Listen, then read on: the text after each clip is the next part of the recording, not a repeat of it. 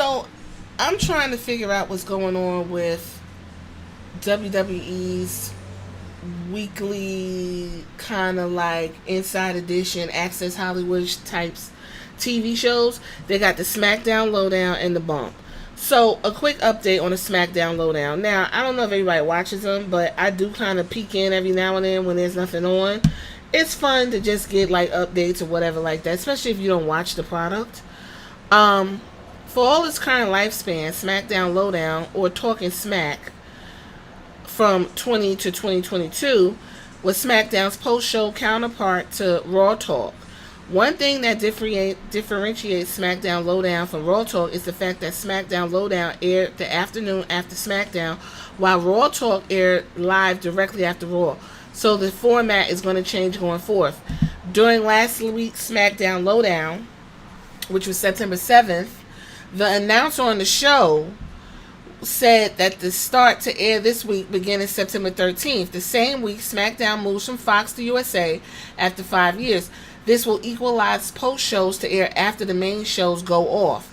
So after SmackDown ends on Raw, ends on USA, you could go to Peacock and see SmackDown Lowdown immediately after, which makes sense. TV post shows always run around 30 minutes per episode, and since the pandemic ended, the shows shifted between hosts at the studios and the backstage interviewers at the arena. During the same time SmackDown aired on Fox, SmackDown Lowdown never aired live outside of special episodes on FS1. That is done for. Another angle that brings this up is what's going to happen to NXT Level Up. Now, NXT Level Up is the undercards brand of Main Event, right? That's where the new folks practice. It's exclusively on Peacock. You can see all the new people that's coming in and get ready for all of the NIL and prospects. So anyway, it originally aired at the 10 p.m., which is essential to post-US based viewers, as the on-demand version of Level Up has a 2-week delay due to domestic broadcast commitments with Hulu. For the international subscriber, there isn't much of a problem because you're going to see it right on Thursdays and Saturdays.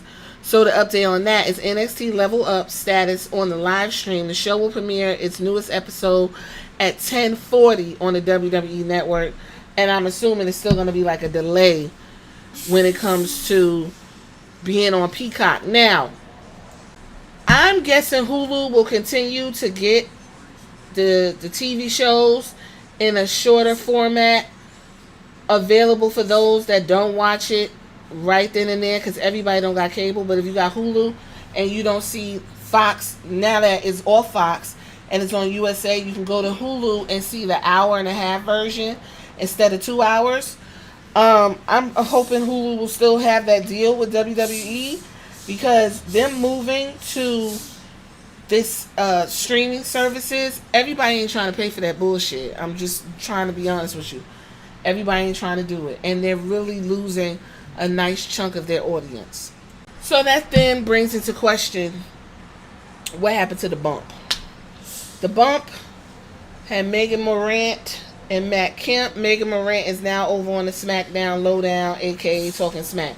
So, in a very bombastic fashion, very loud fashion, Matt Kemp went on his podcast and explained to you who really killed the Bump.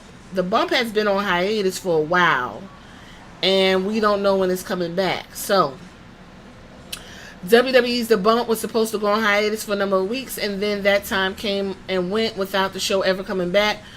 Everything is dead, okay? Matt Kemp admitted he didn't have chemistry with Megan Morant and that the program was never the same after Kayla Braxton left, who he wanted to bring in, including Billie Kay, which would have been outstanding in his writer's humble opinion. And working with Michael Cole about all the issues the show was facing, it's an interesting listen, especially for fans of the program. Now, before we listen to Matt Kemp run down Megan Morant, I actually think that would have been a good idea if he'd have brought back Billie Kay and Peyton Royce. Because to be honest with you, Their backstage banter was fantastic on the WWE media. I think their personalities were great. Billie Kay and her comedic stuff was excellent. Unfortunately, it got put out of the WWE.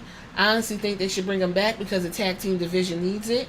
You already got a male version of the Iconics, so why not?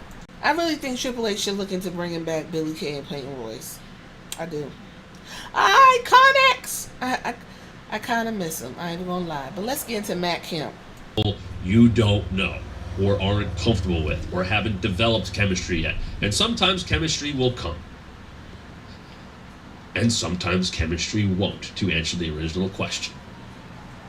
But, Kevin Egan now, who's killing it doing MLS stuff. Man, he has found his perfect spot. I'm so happy for him. One of the best human beings I've ever met in my life. What a great... And they were like, hey, he was doing Raw backstage at the time. He wasn't calling the show yet. Can you come do some SmackDown Lowdowns with Matt Camp on Fridays? And we did. And he was a great host. And he would pitch to me. And sometimes I would host, whether it be with Rosenberg or whoever. Here it comes. This is the big part. No, Megan and I did not have chemistry. And the fact that I just said her name for the first time on this show ever should tell you plenty. It didn't work. It didn't work? I tried to help her. She didn't want the help. I'll say this about Megan Morant. She's not fantastic to look at. She's not easy on the eyes. And I used her on one of my latest podcast banners, and I noticed it's kind of struggling to get views. That should tell you everything you need to know. If I change that banner and put somebody different there that's a little more sexy, those clicks will probably come up. But I'm not here for clickbait. I just noticed that because I also used Kathy Kelly, I believe that's her name. I forgot, child. But then the topic was good, so maybe that's what it is. Either way, she doesn't have any. She's just not the type of person I would sit and watch do anything. Even when I watch SmackDown Lowdown, it's real quick because I don't like her look. She looks hunched over. She looks like she's lost. She doesn't know what's going on. She makes the people uncomfortable that's around her. It's almost as if it's just like an awkward covering over the whole thing. So I can see where Matt Kemp's coming from, but that's who they chose. So I don't know. I think because WWE is leaning more towards a younger hip hop audience, they're trying to spruce things up. They need to get some better people over there. Maybe some more diversity. Kayla Braxton is gone. Yes, we got the vanilla folks, but we need to get some Latinos, some black people over there. Let's mix it up, WWE. I know it's difficult for a lot of people to understand that there's more than white people who enjoy wrestling, but you gotta diversify. That is how you reach an international global market, WWE.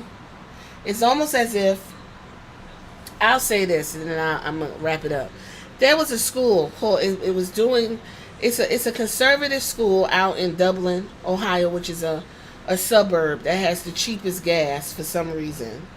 Where I'm at, gas is like $3.09, but in Dublin, Ohio, it was $2.89. So that's an upscale suburb. But anyway, there's a school that just opened up that's extremely conservative, and their curriculum is classical based, which is basically deep in the religious beliefs, not a lot of science, a lot of propaganda, whoop de whoop de whoop, which is cool.